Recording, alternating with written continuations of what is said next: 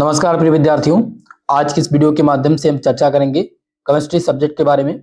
अगर आप बीएससी के सेकंड सेमेस्टर में हैं और आपका सब्जेक्ट केमिस्ट्री है तो आप सबके लिए ये वीडियो बहुत ही मोस्ट इंपॉर्टेंट है। इस वीडियो में आज हम 100 ऑब्जेक्टिव प्रकार के प्रश्नों को सॉल्व कराएंगे और ये एक प्रकार का मॉडल पेपर है और आज का हमारा मॉडल पेपर नंबर ये 3rd है। यानी इसके पहले हमने 2 और मॉडल पेपर को सॉल्व करा दिया है। जिन्होंने नहीं देखा है तो कोर्स वाले सेक्शन में जा करके उस मॉडल पेपर को देख लीजिएगा या प्लेलिस्ट में आपको वीडियो मिल जाएगी, वहां से आप देख सकते हैं। इस मॉडल पेपर में जो हमने प्रश्न सम्मिलित किया है वो सभी पिछले 3 वर्षों में रिपीटेड क्वेश्चन है। 100% गारंटी है इस बार यही प्रश्न आपके पेपर में मिलने वाले हैं। जैसा कि आप सबको पता है कि इस बार लगभग विश्वविद्यालय के जो एग्जाम्स हो रहे हैं OMR सीट पर हो रहे हैं, तो आप सबके लिए वीडियो बहुत ही मोस्ट इंपॉर्टेंट है, आप चाहे जिस यूनिवर्सिटी से बिलोंग करते हैं। चलिए दोस्तों स्टार्ट करते हैं आज की इस क्लास को। हेलो दोस्तों, मैं सोनू आप सभी का अपने यूट्यूब प्लेटफॉर्म पर आप सभी का बहुत बहुत स्वागत करता हूं। चलिए स्टार्ट करते हैं आज की इस क्लास को और सॉल्व करते हैं इस मॉडल पेपर को। क्वेश्चन नंबर आपका फर्स्ट आपके स्क्रीन पे आ चुका है। एफसीसी संरचना में प्रति इकाई कोशिका में उपस्थित परमाणुओं की संख्या क्या होगी? आपके ऑप्शन दिए गए हैं 14, 4, 3 और 2। तो इस प्रश्न में आपका जो सही उत्तर हो जाएगा ऑप्शन नंबर बी यानी कि 4। ध्यान रखेंगे ये एफसीसी की बात हो रही है, तो एफसीसी में क्या होता है कि फलक केंद्रित में 8 कोनों पर 8 गुणे 1/8 = 1 और 6 फलकों पर 6 गुणे 1/2 = 3 होते हैं, तो कुल कितने हो जाएंगे? 1 + 3 = 4 हो जाएंगे। ठीक है, तो एफसीसी संरचना में प्रति इकाई कोशिका में उपस्थित परमाणुओं की जो संख्या है वो कितनी है? 4। प्रश्न नंबर 2, सोडियम क्लोराइड क्रिस्टल में त्रिज्या अनुपात। तो सोडियम क्लोराइड NaCl की बात करें तो इसमें त्रिज्या का अनुपात जो होता है वो R+/R- आदर्श के रूप में होता है, तो 0.414 होगा। ऑप्शन नंबर इसमें बी आपका राइट उत्तर है। प्रश्न नंबर 3 जिसमें ब्रेविस लेटिस की संख्या पूछी गई है, तो ब्रेविस लेटिस की संख्या हमेशा 14 होती है, याद रखेंगे कितनी होती है? 14 होती है। आंसर हो जाएगा इसमें ऑप्शन नंबर डी। देखिए दोस्तों, यहाँ पर जो प्रश्न है वो दिए गए हैं आ और बा सा दा के फॉर्म में, लेकिन मैं यहाँ ए और बी सी डी के फॉर्म में आपको बताने का प्रयास करूंगा ताकि आपको समझने में आसानी रहे। ठीक है, प्रश्न नंबर 4, सोडियम क्लोराइड क्रिस्टल की संरचना है। तो सोडियम क्लोराइड यानी कि दोस्तों याद रखेंगे NaCl की बात हो रही है, तो NaCl में जो सोडियम क्लोराइड की क्रिस्टल संरचना होती है वो कितनी क्या होती है? फलक केंद्रित होती है, यानी कि FCC होती है। तो इसमें आंसर भी आपका राइट उत्तर होगा। प्रश्न नंबर 5 जिसमें है A is not equal to B, B is not equal to C और alpha is not equal to beta, beta is not equal to gamma, gamma is not equal to 90 degree है, तब एकक कोशिकाएं पूछी गई हैं। तो दोस्तों इसमें ध्यान रखेंगे कि सबसे कम सममित अनसिमेट्रिकल सेल जो होते हैं उनमें कितना होता है? उनमें जो संरचना होती है, जो कोशिकाएं होती हैं वो ट्राई क्लिनिक होती हैं। कैसी होती हैं?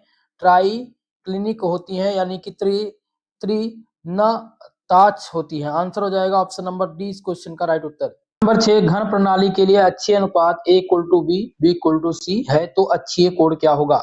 अक्षीय कोण यहाँ पर पूछा होगा, तो अक्षीय कोण जो होगा वो होगा alpha = beta = gamma = 90 degree. Answer हो जाएगा ऑप्शन नंबर ए इस प्रश्न का सही उत्तर। प्रश्न नंबर 7, अव्यवस्थित ठोस कौन है? पूछा गया है अव्यवस्थित ठोस। तो अव्यवस्थित ठोस क्या है दोस्तों? कांच जो है ये आपका अव्यवस्थित ठोस है, इसलिए आंसर हो जाएगा ऑप्शन नंबर द इस क्वेश्चन में राइट उत्तर। अगला प्रश्न है 8 नंबर क्वेश्चन, NaCl में Na की समन्वय संख्या कोऑर्डिनेशन नंबर पूछा गया है Na का।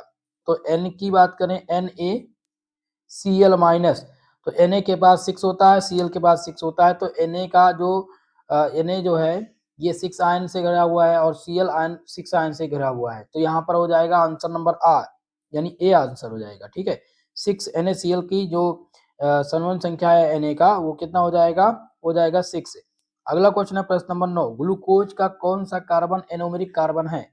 यहाँ पर एनोमेरिक कार्बन पूछा गया है, तो C1 कार्बन जो होता है दोस्तों याद रखेंगे, C1 कार्बन ये क्या होता है? ये एनोमेरिक होता है। एल्डोज जैसे ग्लूकोज में पहला कार्बन एनोमेरिक होता है। ठीक है, आंसर हो जाएगा ऑप्शन नंबर 20 प्रश्न का सही उत्तर। तो इस क्वेश्चन को याद रखेंगे, दोनों क्वेश्चन बहुत बार पूछा जा चुका है, 8वां प्रश्न और ये 9 नंबर प्रश्न है। ठीक है, कि NaCl में Na की समन्वय संख्या कितनी होगी? कोऑर्डिनेशन नंबर तो 6 होगा।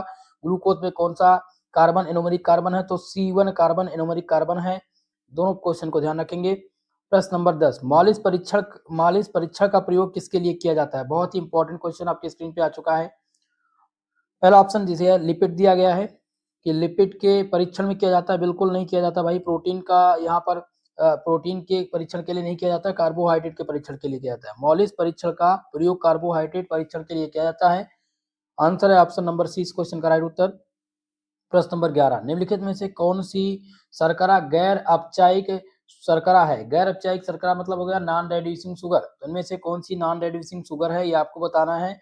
तो इसमें पहला ऑप्शन दिया गया है सुक्रोज। सुक्रोज क्या है? ये नॉन रेड्यूसिंग शुगर है, और सुक्रोज को टेबल शुगर के नाम से भी जानते हैं। इसको टेबल शुगर के नाम से जानते हैं, कैन शुगर इसका नाम है। ठीक है, तो ये पूछा जाता रहता है। अगर ग्लूकोज पूछा जाए, ग्लूकोज का अदर नाम क्या है, तो इसको ब्लड शुगर के नाम से जानते हैं, पूछा जाता है, इसलिए मैं आपको यहाँ पर कंफर्म बता रहा हूँ। ठीक है, ब्लड शुगर के नाम से ग्लूकोज को जानते हैं। फ्रक्टोज सबसे मीठी शर्करा होती है। ठीक है, चलिए अगला क्वेश्चन, प्रश्न नंबर 12, इसमें है कि परवर्ती ध्रुवण घूर्णन का तात्पर्य किस परिवर्तन से है? ऑप्टिकल रोटेशन का तात्पर्य पूछा गया है। तो ऑप्टिकल रोटेशन का तात्पर्य किससे है? तो यहाँ पर ध्यान रखेंगे कि म्यूटा रोटेशन की बात हो रही है। ठीक है, म्यूटा रोटेशन का तात्पर्य किससे है? तो म्यूटा रोटेशन का तात्पर्य ध्रुवण घूर्णन से है। किससे है? ध्रुवण घूर्णन से। यहाँ पर आंसर ही दिया गया है, ध्रुवण घूर्णन। आंसर हो जाएगा ऑप्शन नंबर ए इस प्रश्न का सही उत्तर। प्रश्न नंबर 13, लैक्टोज एक डाइसैकेराइड है जिसमें शामिल होता है। तो लैक्टोज में ग्लूकोज और ग्लैक्टोज होते हैं। ठीक है, आंसर हो जाएगा यहाँ पर ग्लूकोज और ग्लैक्टोज। आंसर हो जाएगा ऑप्शन नंबर डी इस प्रश्न का सही उत्तर। क्योंकि लैक्टोज क्या होता है कि इन दोनों मोनोसैकेराइड, ग्लूकोज और ग्लैक्टोज ये मोनोसैकेराइड हैं, इन दोनों अणुओं से मिलकर के बना होता है। और लैक्टोज को मिल्क शुगर के नाम से जानते हैं। ये क्या है? ये एक प्रकार की मिल्क शुगर है, दुग्ध शर्करा है। ठीक है, तो प्रश्न आता है कि इनमें से कौन सा एक दुग्ध शर्करा है, तो आप लगाएंगे लैक्टोज। चलिए अगला क्वेश्चन, प्रश्न नंबर 14, जिसमें है क्वेश्चन कि सेंगर एन टर्मिनल विश्लेषण के परीक्षण में किस अभिकर्मक का प्रयोग किया गया था? तो सेंगर एन टर्मिनल विश्लेषण परीक्षण की बात हो तो इसमें जो प्रयोग किया गया अभिकर्मक था वो था 2,4-डाई नाइट्रो फ्लोरोबेंजीन।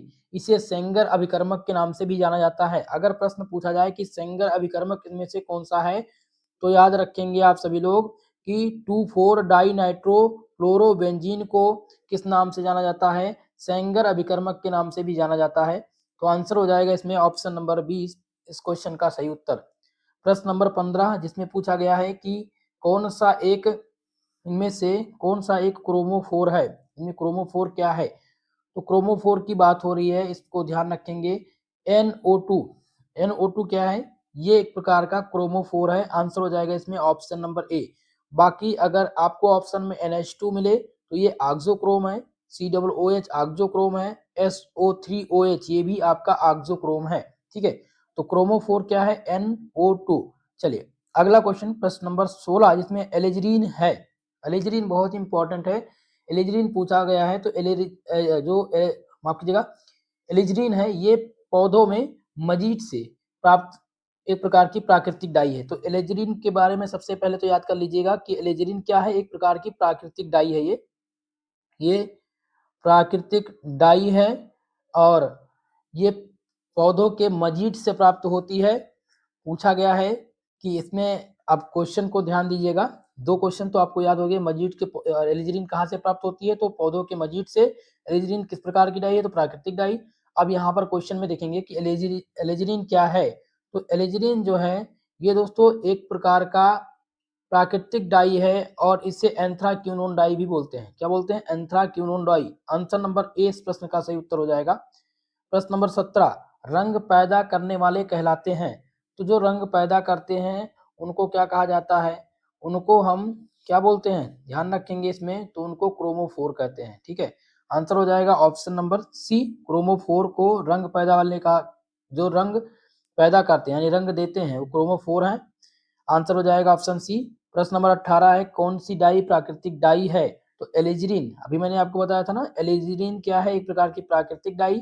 आंसर हो जाएगा आपका ऑप्शन नंबर ए इस प्रश्न का सही उत्तर। आशा करता हूं इतनी सारे क्वेश्चंस आपको समझ में आ गए होंगे। सभी से मेरा निवेदन है कि हमारे इस वीडियो को सभी साथी तक पहुंचाइए, और जो भी विद्यार्थी हमारे इस यूट्यूब चैनल पर भी नए हैं, अभी पहली बार जुड़े हैं हमारे साथ, तो चैनल को सब्सक्राइब कर लीजिएगा, क्योंकि बीएससी की सभी क्लास आपको मिल जाएगी भाई। आप ये वीडियो देख करके ही एग्जाम में ना जाएं, आपके पास 3 और मैंने मॉडल पेपर इसमें प्रोवाइड कर रखे हैं, तो आप उन मॉडल पेपर को भी देख लीजिएगा, तभी एग्जाम में जाइएगा। आपके लिए बहुत ही जो है फायदेमंद रहेगा। कोर्स का सेक्शन बना है जिसमें सभी सब्जेक्ट के प्लेलिस्ट दी गई हैं, ठीक है। चलिए फिलहाल हम प्रश्न नंबर 19 को देखेंगे, जिसमें निम्नलिखित में से कौन सा क्रोमोफोर नहीं है। क्रोमोफोर इनमें से पूछा है कि कौन सा नहीं है, तो आप देखेंगे NH2। तो अभी मैंने आपको बताया था NH2 क्या है, ये ऑक्सोक्रोम है, क्रोमोफोर नहीं है। बाकी ये सभी आपके क्रोमोफोर हैं, तो इसमें से सही उत्तर हो जाएगा ऑप्शन नंबर ए। प्रश्न नंबर 20, संतृप्त हाइड्रोकार्बन संक्रमण देता है। तो जो संतृप्त हाइड्रोकार्बन है, ये कैसा संक्रमण देता है, ये सिग्मा से सिग्मा स्टार। आंसर हो जाएगा ऑप्शन नंबर डी इस प्रश्न का सही उत्तर। तो याद रखेंगे, ये कई बार एग्जाम में पूछे जा चुके हैं दोनों क्वेश्चन। ऑक्सोक्रोम, क्रोमोफोर पूछा जाएगा, एलिजीन का क्वेश्चन पूछा जाएगा। तो ये तीनों क्वेश्चन इंपॉर्टेंट हैं, इस बात का विशेषकर आप सब ध्यान रखेंगे।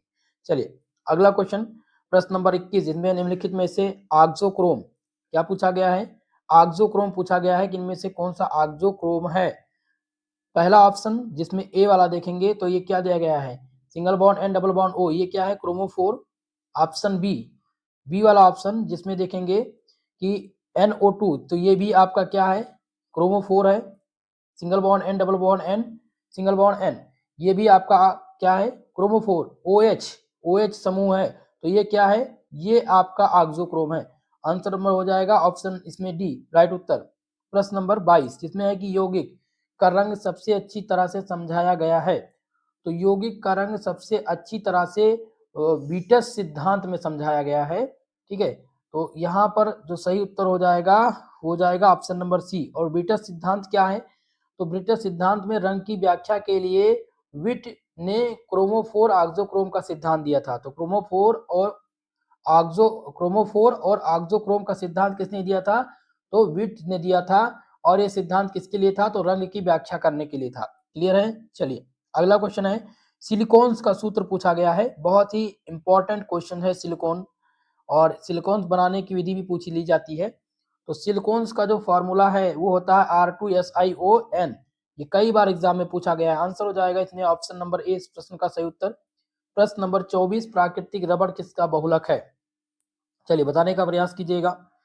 प्राकृतिक बहुलक किसका बहुलक है, माफ कीजिएगा, प्राकृतिक रबड़ किसका बहुलक है। तो ये है सिस आइसोप्रीन का, इसका सिस आइसोप्रीन का बहुलक है प्राकृतिक रबड़। आंसर हो जाएगा इसमें ऑप्शन नंबर 8 प्रश्न उत्तर। प्रश्न नंबर 25, नायलॉन है। तो नायलॉन क्या है, एक प्रकार का रेशेदार है, इलास्टोमर है, प्लास्टिक है, या इनमें से कोई नहीं। तो रेशेदार एक नायलॉन का फाइबर है, यानी कि रेशा है। क्या है, रेशा। आंसर हो जाएगा option number A correct Uttar. Next question, प्रश्न नंबर 26, जिसमें नायलॉन 6 तैयार किया जाता है। बहुत ही मोस्ट इंपॉर्टेंट क्वेश्चन है दोस्तों। तो नायलॉन 6 जो तैयार किया जाता है, तो प्रोलैक्टम से तैयार किया जाता है। प्रोलैक्टम से नायलॉन 6 तैयार किया जाता है। आंसर हो जाएगा इसमें ऑप्शन नंबर द। प्रश्न नंबर 27, और इसमें क्वेश्चन है कि बहुलक का आणविक द्रव्यमान होता है। चलिए बताने का प्रयास कीजिएगा कि बहुलक का आणविक द्रव्यमान जो होता है वो कितना होता है। वो ज्यादा होता है, या कम होता है, या कोई नहीं। तो आंसर इसमें क्या हो जाएगा, 27 क्वेश्चन का सही उत्तर हो जाएगा ऑप्शन सी ज्यादा। बहुलक का जो आणविक द्रव्यमान होता है वो अधिक होता है। प्रश्न नंबर 28, ऑरलोन किसका बहुलक है। ऑप्शन आपके दिए गए हैं, इथीन, बी है प्रोपीन, सी है स्टाइरिन, और डी दिया गया वाइनिल साइनाइड। तो ऑरलोन बहुलक किसका है, वाइनिल साइनाइड का बहुलक है। आंसर हो जाएगा ऑप्शन द इस प्रश्न का सही उत्तर। अगला क्वेश्चन प्रश्न नंबर 29, बहुत ही मोस्ट इंपॉर्टेंट है, बार बार पूछा जाने वाला प्रश्न है। जिगलर नट्टा अभिक्रिया में प्रयोग किया जाता है। तो जिगलर नट्टा अभिक्रिया में क्या प्रयोग किया जाता है दोस्तों, TI और AI। जो अभिकर्मक है जिगलर नट्टा उत्प्रेरक, वो क्या है, उसका उत्प्रेरक का नाम है TiCl4, ठीक है। तो इसमें हम क्या प्रयोग करते हैं, C2H5 का होल थ्राइस AI का मिश्रण, जो कि एक प्रकार का जिगलर नाटा उत्प्रेरक है। तो आपसे जिगलर नाटा उत्प्रेरक पूछा जाए और ऑप्शन में दिख जाए TiCl4 तो आप लगा दीजिएगा सही उत्तर। और पूछा जाए जिगलर नाटा अभिक्रिया में क्या प्रयोग होता है तो Ti और Ai प्रयोग होता है। माफ कीजिएगा Al, Ti और Al आंसर हो जाएगा ऑप्शन नंबर ए। प्रश्न नंबर 30 जिसमें N3P3Cl6 में N पर संक्रमण क्या है। तो N पर संक्रमण यहाँ पर पूछा गया है। तो ये माफ कीजिएगा N3P3Cl6 ये फास्जीन में का फॉर्मूला है। तो फास्जीन में N पर जो संक्रमण होता है, माफ कीजिएगा संकरण होता है, वो sp2 संकरण होता है। कौन सा संकरण? sp2 संकरण होता है। आंसर हो जाएगा ऑप्शन नंबर बी। प्रश्न नंबर 31 जिसमें है कि नीचे दिए गए कौन से संघनन बहुलक का उदाहरण है। संघनन बहुलक का उदाहरण यहाँ पर पूछा गया है। तो याद रखेंगे दोस्तों, नाइलॉन 66 यह कंडेंसेशन बहुलक है, कंडेंसेशन पॉलीमर है। नाइलॉन 66 क्या है? एक प्रकार का कंडेंसेशन पॉलीमर, कंडेंसेशन बहुलक है। आंसर हो जाएगा ऑप्शन नंबर ए इस प्रश्न का सही उत्तर। चलिए अगले क्वेश्चन की तरफ। प्रश्न नंबर 32 जो कि बहुत ही महत्वपूर्ण क्वेश्चन है कि नाइलॉन 66 किससे प्राप्त होता है। आपके ऑप्शन दिए गए हैं। ऑप्शन ए जिसमें एडिपिक अम्ल और हेक्सामिथाइलिन डाइमीन। ऑप्शन बी जिसमें है कि टेट्राफ्लोरोइथिलीन, तो टेट्राफ्लोरोइथिलीन होगा नहीं, वाइनिल साइनाइड से प्राप्त नहीं होगा, बेंजाइल यहाँ पर विनाइल बेंजिल नहीं, वाइनिल बेंजाइन भी नहीं होगा। इसमें एडिपिक अम्ल और हेक्सामिथाइल डाइमीन से प्राप्त होता है नाइलॉन 66। आंसर हो जाएगा ऑप्शन नंबर ए इस प्रश्न का सही उत्तर। प्रश्न नंबर 33 इसमें है कि एथिलीन ग्लाइकॉल और डाईमेथिल टप्थलेट की अभिक्रिया से बनता है। तो जब इसकी अभिक्रिया कराई जाती है तो क्या बनता है? तो ये डेकरान प्राप्त होता है। क्या प्राप्त होता है? डेकरान। आंसर हो जाएगा ऑप्शन नंबर सी। और डेकरान को टेरिलीन भी कहते हैं, याद रखेंगे डेकरान को टेरिलीन के नाम से भी जानते हैं। ओके, अगला क्वेश्चन लेते हैं। प्रश्न नंबर 34 गट्टा पर्चा, ये भी बहुत बार पूछा गया है। गट्टा पर्चा है तो गट्टा पर्चा क्या है? एक प्रकार का ट्रांस पॉलीआइसोप्रीन है। क्या है? ट्रांस पॉलीआइसोप्रीन। आंसर हो जाएगा इसमें ऑप्शन नंबर 20 क्वेश्चन का राइट उत्तर। गट्टा पर्चा प्राकृतिक रबड़ का ट्रांस रूप है। ठीक है। प्रश्न नंबर 35 है ब्रैग का नियम एम लैम्डा इक्वल टू क्या होता है? तो N lambda equal to 2d sine theta होता है। 2d sine theta. आंसर हो जाएगा ऑप्शन नंबर द इस प्रश्न का सही उत्तर। कई बार एग्जाम में पूछा गया है ब्रैग्स का इक्वेशन। अगला क्वेश्चन प्रश्न नंबर 36 जिसमें है कि यदि त्रिज्या अनुपात 0.155 से लेकर 0.255 की सीमा में है तो इसकी कोऑर्डिनेशन संख्या क्या होगी? तो इसका कोऑर्डिनेशन संख्या जो होगा वो होगा 3। आंसर हो जाएगा यहाँ पर ऑप्शन नंबर सी करेक्ट उत्तर। प्रश्न नंबर 37 जिसमें CNS डिफरेंस का उपयोग किया जाता है। तो इसका जो प्रयोग किया जाता है CNS डिप्रेशन, ठीक है, तो इसका प्रयोग हम किसके रूप में करते हैं दोस्तों? बेहोशी में, कृत्रिम निद्रा अवस्था में, शामक के रूप में, इन सबके रूप में करते हैं। इसलिए आंसर हो जाएगा ऑप्शन नंबर डी इस क्वेश्चन का राइट उत्तर। प्रश्न नंबर 38 जिसमें है कि एस्पिरिन का दूसरा नाम, बहुत ही इंपॉर्टेंट है। तो एस्पिरिन का जो दूसरा नाम है वो है एसिटाइल सैलिसिलिक अम्ल। आंसर हो जाएगा ऑप्शन नंबर सी इस प्रश्न का सही उत्तर। अगला क्वेश्चन प्रश्न नंबर 39 जिसमें है आमेप्रोजाल दवा। आमेप्रोजाल एक प्रकार की दवा है और ये किस प्रकार की दवा है ये पूछा गया। क्या दर्दनाशक दवा है ये, या अवसाद रोधी है, या फिर निश्चेतक के रूप में इसका प्रयोग किया जाता है? तो 39 नंबर प्रश्न में जो सही उत्तर हो जाएगा ऑप्शन नंबर ए अमल तो नाशक। ये है, ये दवा है, यानी कि सेडेटिव एक प्रकार की दवा है। ये तनाव कम करने और नींद के लिए दवा है। आंसर ए इसमें सही उत्तर हो जाएगा। प्रश्न नंबर 40 डाइजेपाम पूछा गया है। डाइजेपाम है तो डाइजेपाम क्या है दोस्तों? ये एक प्रकार का शामक दवा है। क्या है? एक प्रकार की शामक दवा है। और शामक दवा का प्रयोग किसमें करते हैं? तो इसका हम प्रयोग करते हैं तनाव कम करने के लिए और नींद लाने के लिए। आंसर हो जाएगा सी इस क्वेश्चन का करेक्ट उत्तर। प्रश्न नंबर 41 जिसमें है कि प्रश्न नंबर 41 में दिया गया है फेनाबार विटाल बनाया जाता है। तो फेनाबार विटाल ये जो बनाया जाता है वो इथाइल फिनाइल मेलोनिक अम्ल और यूरिया से बनाया जाता है। आंसर हो जाएगा इसमें ऑप्शन नंबर द इस प्रश्न का सही उत्तर। चलिए अगले प्रश्न की ओर। प्रश्न नंबर 42 जिसमें है ज्वारनाशक के रूप में प्रयोग तो होता है। बहुत ही इंपॉर्टेंट क्वेश्चन है, ध्यान दीजिएगा मित्रों। ज्वारनाशक के रूप में किसका प्रयोग किया जाता है? तो ज्वारनाशक के रूप में प्रयोग करते हैं एस्पिरिन का। इसका एस्पिरिन आंसर हो जाएगा ऑप्शन नंबर द इस क्वेश्चन का करेक्ट उत्तर। दोस्तों जिन भी विद्यार्थियों को कोर्स लेना है, ऐसे बहुत सारे विद्यार्थी हैं जिनको पीडीएफ, देखिए क्लास तो आपको यूट्यूब के माध्यम से मिलती है, पीडीएफ नोट्स के लिए हमने एक कोर्स लॉन्च कर दिया है। जिनको भी पीडीएफ प्राप्त करना है, सभी सब्जेक्ट के नोट्स चाहिए, चाहे वो एमसीक्यू मोड में हो चाहे रिटर्न मोड में, इसके लिए हमारा कॉन्टैक्ट नंबर है 9984947535। इस पर आपको क्या करना है, व्हाट्सअप करना है, अपना नाम लिख करके, आप अपना नाम, यूनिवर्सिटी का नाम और आपका सब्जेक्ट कौन सा है या आपका सेमेस्टर कौन सा है, ये आप लिख देंगे। उसके बाद में आपको एक बार कोड दिया जाएगा जिसपे आपको केवल और केवल 100 रुपीज़ का पेमेंट करना है। 100 रुपये में, मात्र 100 रुपये में आपको सभी सब्जेक्ट के पीडीएफ नोट्स, क्लास के नोटिफिकेशन, आपको सारी चीज़ें वहाँ पर मिलती रहेंगी। Model paper, solve paper, previous year के सत्र के जो क्वेश्चन पेपर हैं, सारी सुविधाएं आपको यहाँ पर दी जाएंगी। तो इसके लिए आप सभी लोगों को अगर ज्वाइन होना है तो आप लोग व्हाट्सअप कर लीजिएगा, आपको व्हाट्सअप ग्रुप में ऐड कर दिया जाएगा जहाँ पर आपको सारी सुविधाएं मिलना स्टार्ट हो जाएंगी। चलिए फिलहाल हम क्वेश्चन की तरफ चलते हैं। अगला क्वेश्चन था प्रश्न नंबर 43, जिसमें है एड्स का पूरा नाम। बहुत ही इंपॉर्टेंट क्वेश्चन है, एड्स का पूरा नाम पूछा गया है। तो एड्स का जो पूरा नाम होता है वो क्या होता है दोस्तों, याद रखेंगे। यहाँ पर आपका आंसर हो जाएगा option number B, acquired immune deficiency syndrome. ये एड्स का कंप्लीट फुल फॉर्म है। अगला क्वेश्चन है प्रश्न नंबर 44, एचआईवी एड्स के उपचार में जो दवा दी जाती है वो कौन सी दवा है। तो एचआईवी और एड्स के लिए जो दवा दी जाती है वो है AZT, जिसको जूडोविडिन के नाम से जानते हैं। जूडोविडिन को जो फुल फॉर्म, शॉर्ट फॉर्म है उसको AZT कहते हैं, AZT यही जूडोविडिन है, ठीक है। तो इसका प्रयोग हम करते हैं किसमें, HIV के उपचार में करते हैं। अगला क्वेश्चन प्रश्न नंबर 45, निम्नलिखित में से कौन सा प्रतिजैविक है। इनमें से प्रतिजैविक पूछा गया है। तो दोस्तों पहला ऑप्शन एस्पिरिन। तो एस्पिरिन का प्रयोग किस प्रकार से करते हैं, जैसा कि आप सब जानते हैं, एस्पिरिन का जो प्रयोग किया जाता है वो किया जाता है एस्टाइल साल्सिलिक अम्ल के रूप में, जिसमें हम प्रयोग करते हैं, दर्दनाशक के रूप में भी करते हैं, ठीक है, ज्वारनाशक के रूप में भी करते हैं।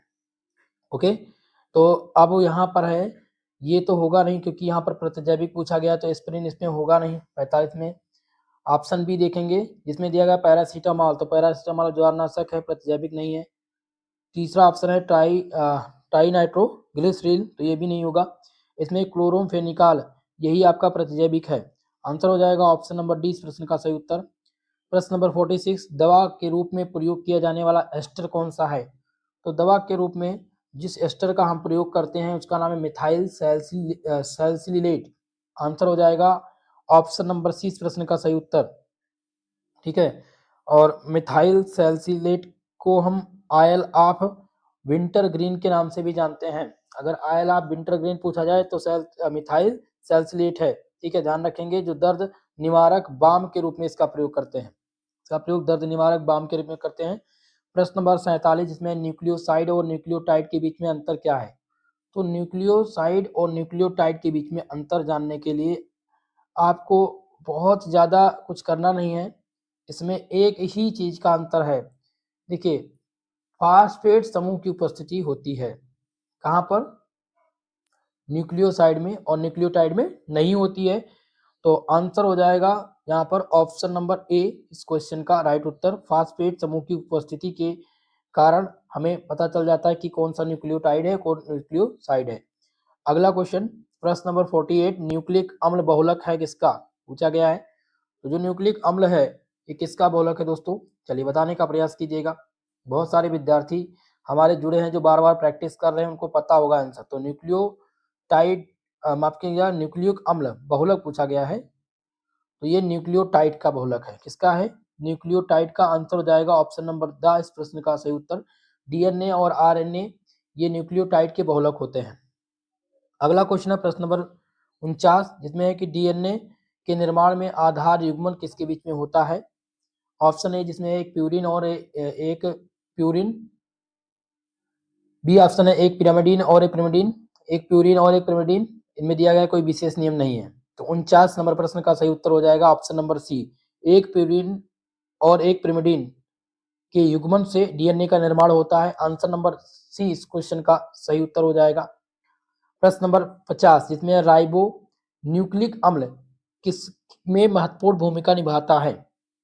तो ये जो भूमिका निभाता है वो प्रोटीन के संश्लेषण में, प्रोटीन के डीनेचुरेशन में सबसे महत्वपूर्ण भूमिका निभाता है। आंसर नंबर सी इस क्वेश्चन का सही उत्तर होगा। 51 नंबर क्वेश्चन है कि डीएनए की द्विकुंडलित संरचना का पता लगाया था किसने? डीएनए का जो डबल हेलिकल मॉडल है ये किसने दिया था? तो ये वाटसन और क्रिक ने दिया था। आंसर हो जाएगा ऑप्शन नंबर सी इस क्वेश्चन का सही उत्तर। और कब दिया था तो इसको अभी ध्यान रखेंगे, माफ कीजिएगा 1953 में वाटसन और क्रिक ने डबल हेलिकल मॉडल दिया था डीएनए का। अगला क्वेश्चन, प्रश्न नंबर 52, निम्नलिखित में से कौन सा डीएनए में मौजूद नहीं है? डीएनए में मौजूद कौन सा नहीं है ये आपको बताना है। तो यूरेसिल डीएनए में मौजूद नहीं होता है, यूरेसिल डीएनए में मौजूद नहीं होता है। बाकी साइटोसिन, थायमिन और एडानिन ये सभी डीएनए में मौजूद होते हैं। प्रश्न नंबर 53, एडानिन और थायमिन के बीच में हाइड्रोजन बंध होते हैं। तो एडानिन और थायमिन के बीच में जो हाइड्रोजन बॉन्ड की संख्या है वो कितनी है? तो हाइड्रोजन बॉन्ड की जो संख्या है वो 2 है। आंसर हो जाएगा ऑप्शन नंबर 20 क्वेश्चन का सही उत्तर। प्रश्न नंबर 54, किस प्रकार का आरएनए सर्वाधिक मात्रा में उपस्थित होता है? तो सर्वाधिक मात्रा में जो आरएनए उपस्थित होता है वो कौन सा आरएनए है? वो राइबोसोमल आरएनए है, आरआरएनए है। आंसर हो जाएगा इसमें ऑप्शन नंबर आ इस प्रश्न का सही उत्तर। प्रश्न नंबर 55, जिसमें डीएनए में एक चक्कर की लंबाई कितनी होती है? तो डीएनए में एक चक्कर की जो टोटल लंबाई होती है वो 34 एंगस्ट्रॉम होती है। आंसर हो जाएगा ऑप्शन नंबर ड इस क्वेश्चन का सही उत्तर। चलिए प्रश्न नंबर 56, एटीपी क्या है पूछा गया है। क्या पूछा गया है? एटीपी क्या है? तो एटीपी क्या है दोस्तों? एक प्रकार का न्यूक्लियोटाइड है, न्यूक्लियोसाइड है, ये एक प्रकार का विटामिन है या फिर न्यूक्लिक अम्ल है। तो एटीपी एडेनोसाइन ट्राइफॉस्फेट ये क्या है? एक प्रकार का न्यूक्लियोटाइड है। आंसर हो जाएगा ऑप्शन नंबर ए इस प्रश्न का सही उत्तर। अगला प्रश्न है क्वेश्चन नंबर 57, एक धातु आयन सहकारक क्या होता है? तो एक धातु आयन जो सहकारक होता है वो लुईस अम्ल की तरह होता है। आंसर नंबर ए इस प्रश्न का सही उत्तर हो जाएगा। प्रश्न नंबर 58, पेंटापेप्टाइड में कितने पेप्टाइड बंध मौजूद होते हैं? चलिए बताने का प्रयास कीजिएगा कि पेंटापेप्टाइड में कितने पेप्टाइड बंध मौजूद होते हैं। तो इनमें मौजूद बंधों की संख्या कितनी है? 4 है। आंसर हो जाएगा ऑप्शन नंबर 4 सही उत्तर। एन अमीनो एसिड के लिए N-1 पेप्टाइड बंध होते हैं। प्रश्न नंबर 59 दिया गया जिसमें कि इंसुलिन प्रोटीन एक उदाहरण है जो पानी में होता है। तो इंसुलिन क्या है? इंसुलिन एक प्रकार का गोलाकार प्रोटीन है जो उदाहरण के लिए पानी में कैसा होता है? घुलनशील होता है, पानी में घुलनशील। तो आंसर हो जाएगा ऑप्शन नंबर 20 प्रश्न का सही उत्तर। नेक्स्ट क्वेश्चन है प्रश्न नंबर 60 जिसमें है कि समविभव बिंदु पर अमीनो अम्ल किस अणु की ओर गति करेंगे? समविभव बिंदु की बात हो रही है, आइसोइलेक्ट्रिक पॉइंट की बात हो रही है। तो समविभव बिंदु पर अमीनो अम्ल जो है वो गति करेंगे किस तरफ? किसमें से किसी की तरफ नहीं गति करेंगे, ना ऋणायन की तरफ ना फिर धनायन की तरफ। यहाँ पर आंसर हो जाएगा ऑप्शन नंबर डी करेक्ट उत्तर। इसका कारण क्या है? देखिए समविभव बिंदु आइसोइलेक्ट्रिक पॉइंट पर अमीनो एसिड उदासीन होता है जो इलेक्ट्रोड की ओर गति नहीं करता है। ठीक है। प्रश्न नंबर 61, प्रोटीन्स हैं। चलिए बताने का प्रयास कीजिएगा प्रोटीन्स क्या है। तो प्रोटीन्स एक प्रकार के पॉलीएमाइड्स हैं। आंसर क्या हो जाएगा इसमें? पॉलीएमाइड। आंसर हो जाएगा ऑप्शन नंबर ए इस प्रश्न का सही उत्तर। चलिए प्रश्न नंबर 62, ज्यूइटर आयन पूछा गया है। ज्यूइटर आयन है। तो ज्यूइटर आयन क्या है दोस्तों? एक यौगिक जो अम्ल और क्षार दोनों में आयनित होते हैं। तो यहाँ पर कोई भी आंसर नहीं दिया गया है, आगे देखते हैं। यहाँ पर एक यौगिक जो अम्ल और क्षार दोनों रूप में आयनित हो सकता है उसे ज्यूइटर आयन कहते हैं। ठीक है, तो आंसर नंबर आपका हो जाएगा इसमें सी। अगला क्वेश्चन ध्यान दीजिएगा। नेक्स्ट क्वेश्चन आपका है प्रश्न नंबर 63, प्रोटीन में अमीनो अम्ल इकाइयों की रैखिक व्यवस्था को क्या कहते हैं? तो प्रोटीन में अमीनो अम्ल की जो रैखिक व्यवस्था है इसको क्या कहते हैं? इसको प्राथमिक संरचना कहते हैं। क्या कहते हैं? प्राथमिक स्ट्रक्चर। आंसर हो जाएगा option number A. 64 number question जिसमें है कि जल अपघटन पर प्रोटीन्स क्या देते हैं? तो प्रोटीन्स का जब जल अपघटन कराया जाता है तो हमें क्या प्राप्त होता है? अमीनो अम्ल प्राप्त होता है, अमीनो एसिड प्राप्त होता है। आंसर हो जाएगा ऑप्शन नंबर ए इस प्रश्न का सही उत्तर। नेक्स्ट क्वेश्चन प्रश्न नंबर 65 जिसमें ग्लाइसिन है। बताने का प्रयास कीजिएगा। ग्लाइसिन है, ग्लाइसिन एक प्रकार का क्या है? अल्फा हाइड्रॉक्सी अम्ल है, अल्फा अमीनो अम्ल है या फिर अल्फा हाइड्रॉक्सी कीटो अम्ल है या फिर ग्लिसरॉल। तो याद रखेंगे ग्लाइसिन एक प्रकार का अल्फा अमीनो अम्ल है। आंसर 20 में सही उत्तर हो जाएगा। प्रश्न नंबर 66 जिसमें है कि प्रश्न नंबर 66 क्या है कि माफ कीजिएगा डाई नाइट्रोफ्लोरोबेंजीन का प्रयोग ज्ञात करने के लिए किया जाता है। तो क्या ज्ञात करने के लिए किया जाता है ये आपको बताना है। तो यहाँ पर ध्यान रखेंगे दोस्तों कि क्या ज्ञात करने के लिए पॉलीपेप्टाइड का एन टर्मिनल ज्ञात करने के लिए ट्राई नाइट्रोफिनोल बेंजीन का प्राप्त किया जाता है। ओके, अगला क्वेश्चन प्रश्न नंबर 77 जिसमें है निम्न हाइड्रोजन परीक्षण का उपयोग किसकी पहचान के लिए किया जाता है। तो निम्न हाइड्रोजन परीक्षण के लिए जो प्रयोग में लाया जाता है वो किसका प्रयोग किया जाता है। प्रोटीन की पहचान के लिए निम्न हाइड्रोजन परीक्षण प्रयोग किया जाता है। आंसर हो जाएगा option number B, Molisch test carbohydrate के लिए किया जाता है। प्रश्न नंबर 78 जिसमें है आचिराल अमीनो एसिड है। तो आचिराल अमीनो एसिड इनमें से कौन सा है। तो याद रखेंगे यहाँ पर ग्लाइसिन क्या है, एक प्रकार का आचिराल अमीनो एसिड है। आंसर हो जाएगा ऑप्शन नंबर सी। प्रश्न नंबर 69 कौन सा अमीनो एसिड आवश्यक है। यहाँ पर आवश्यक इसेंशियल अमीनो एसिड पूछा गया है कि इनमें से कौन सा इसेंशियल अमीनो एसिड है। तो ल्यूसीन क्या एक प्रकार का इसेंशियल अमीनो एसिड है। तो बिल्कुल सही है, ल्यूसीन क्या है ये आवश्यक अमीनो एसिड है। बाकी लाइसिन, एलिनिन और टायरोसिन ये सभी गैर आवश्यक अमीनो अम्ल है। अगला क्वेश्चन है प्रश्न नंबर 70 अम्लीय विलयन में अमीनो अम्ल का प्रकार व्यवहार करता है। तो ये किस प्रकार से व्यवहार करता है, ये धनायन की तरह व्यवहार करता है। ऑप्शन नंबर ए इस क्वेश्चन का सही उत्तर हो जाएगा। कम पीएच पर अम्लीय होता है और अम्लीय जब होगा तब ये NH2 समूह में जाएगा और यही NH2 समूह क्या करेगा NH3+ में बदल दिया जाएगा। ओके, अगला क्वेश्चन प्रश्न नंबर 71 कौन डाइसैकेराइड है। डाइसैकेराइड तो यहाँ पर याद रखेंगे कि डाइसैकेराइड की जब बात हो तो यहाँ पर माल्टोस क्या है, एक प्रकार का डाइसैकेराइड है और यह ग्लूकोज और ग्लूकोज के संयुग्मन से बनता है माल्टोस। ठीक है, तो आंसर हो जाएगा बी करेक्ट उत्तर। सुक्रोज भी आपका क्या है, डाइसैकेराइड है। अगला क्वेश्चन प्रश्न नंबर 72 पॉलीसैकेराइड में मोनोसैकेराइड एक साथ जुड़े होते हैं, पेप्टाइड बंध के द्वारा जुड़े होते हैं या ग्लाइकोसिडिक बंध के द्वारा। तो यहाँ पर ध्यान रखेंगे कि ये ग्लाइकोसिडिक, पॉलीसैकेराइड में मोनोसैकेराइड एक दूसरे से ग्लाइकोसिडिक बंध के द्वारा जुड़े होते हैं। आंसर 20 में राइट उत्तर आपका है। प्रश्न नंबर 73 जिसमें क्वेश्चन पूछा गया फ्रक्टोज में असम्मित कार्बन परमाणुओं की संख्या कितनी है।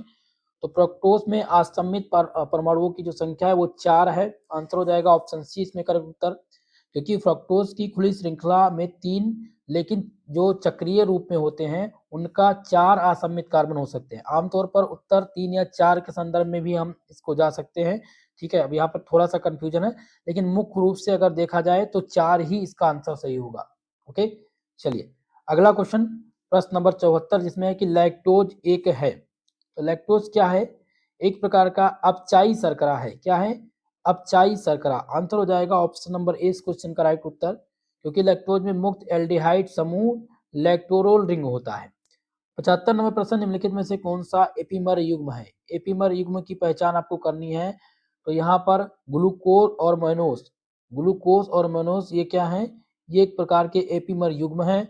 आंसर हो जाएगा ऑप्शन नंबर इसमें सी, और इसमें C2 कार्बन होता है, C2 कार्बन उपस्थित होता है, ये भी ध्यान रखेंगे। तो दोस्तों आज की इस क्लास में हमने आपको मोस्ट इंपॉर्टेंट 75 ऑब्जेक्टिव प्रकार के प्रश्नों को सॉल्व करा दिया है। नेक्स्ट वीडियो जो आएगी यानी चौथा जो मॉडल पेपर होगा उसमें हम 200+ ऑब्जेक्टिव प्रकार के प्रश्नों को सम्मिलित करेंगे जो मोस्ट इंपॉर्टेंट होंगे, जो सभी यूनिट के प्रश्न इंक्लूड होंगे। ठीक है, और फिर आपको एक मॉडल पेपर में देने वाला हूँ 500 इंपॉर्टेंट ऑब्जेक्टिव का जो पूरा पाठ्यक्रम आपका कवर करेगा एक ही वीडियो में। 100% गारंटी है आपको जो भी प्रश्न मिलेंगे वो आपको हमारी इस वीडियो से ही मिलेंगे। ठीक है, तो आप सभी से निवेदन है कि वीडियो को लाइक शेयर कर दीजिएगा और इसके PDF के लिए भाई आपको टेलीग्राम पर जाना है, वहां पर भी मिल जाएगा। और सभी सब्जेक्ट के PDF के लिए आपको कांटेक्ट करना है 9984947535 पर। इस पर आपको व्हाट्सअप करना है अपनी यूनिवर्सिटी का नाम, अपने सेमेस्टर का नाम लिख करके, जिसमें आपको 100 रुपीज़ का पेमेंट करना होगा और उसके बाद में आपको व्हाट्सएप ग्रुप में ऐड कर दिया जाएगा जहां से आपको सारी सुविधाएं मिलना स्टार्ट हो जाएंगी। ठीक है दोस्तों, तो आज के लिए बस इतना ही, मिलते हैं नेक्स्ट वीडियो में, तब तक के लिए जय हिंद जय भारत।